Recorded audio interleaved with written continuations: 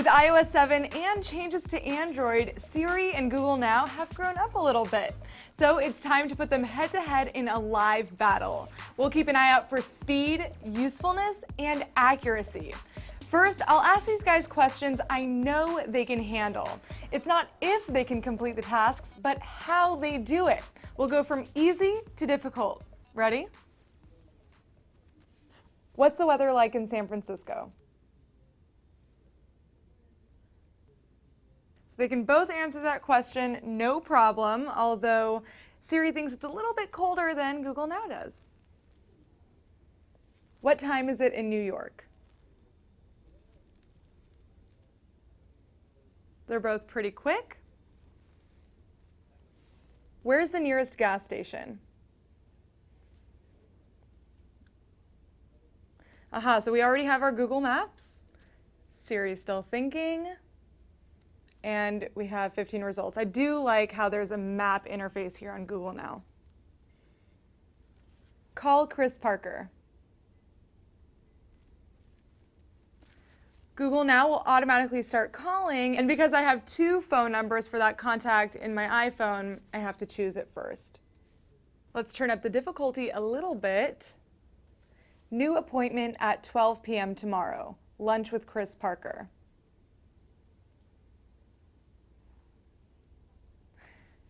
Google Now is pretty fast. I can select Chris Parker's email, and he'll receive an invitation.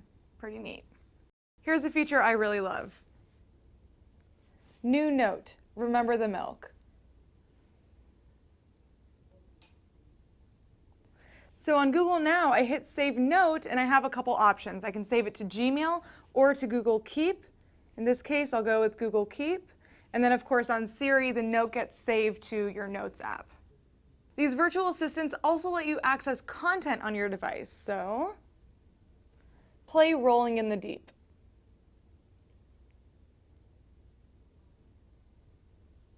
They both start playing that song. Here's one that's new to Siri. Open Chrome. Really useful. Both of these virtual assistants let you launch apps. Convenient for when you're driving. Let's see how they handle email. Email Chris Parker. Would you like to go to the Warriors game tonight?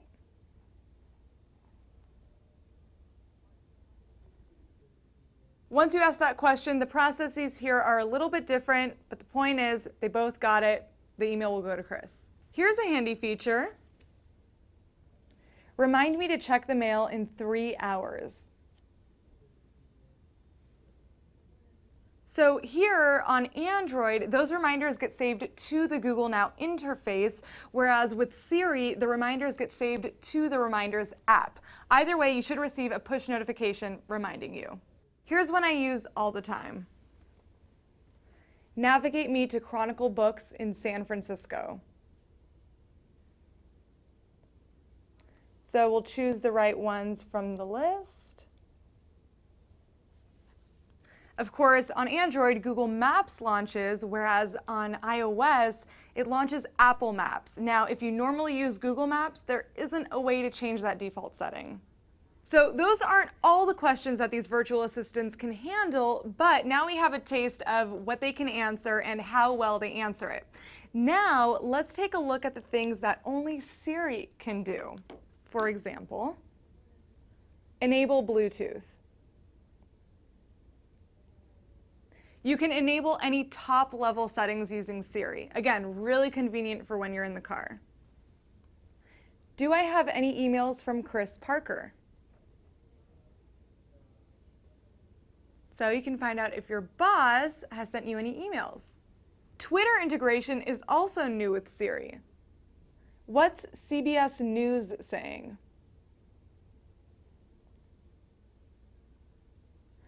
This is great because you get a list of the most recent tweets. Of course, you'll need to be logged into Twitter in order to use this feature, but once you're there, you can get tweets from just about anyone you're following.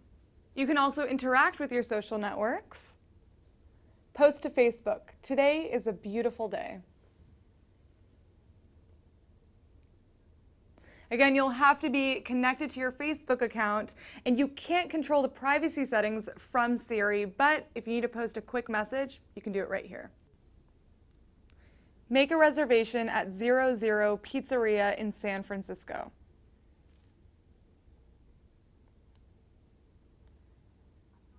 So I'll choose the right restaurant. From here, I can choose the time I want and make the reservation using OpenTable. So Siri is great because it can really handle all of those productivity questions. But now let's take a look at the things that only Google Voice Actions can do.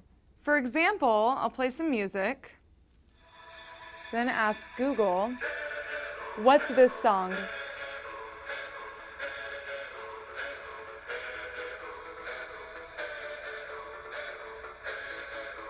And just like Shazam, it'll show me which song is playing. Now you know that both virtual assistants can give you directions, but check out what only Google Now can do. Give me walking directions to Chronicle Books in San Francisco.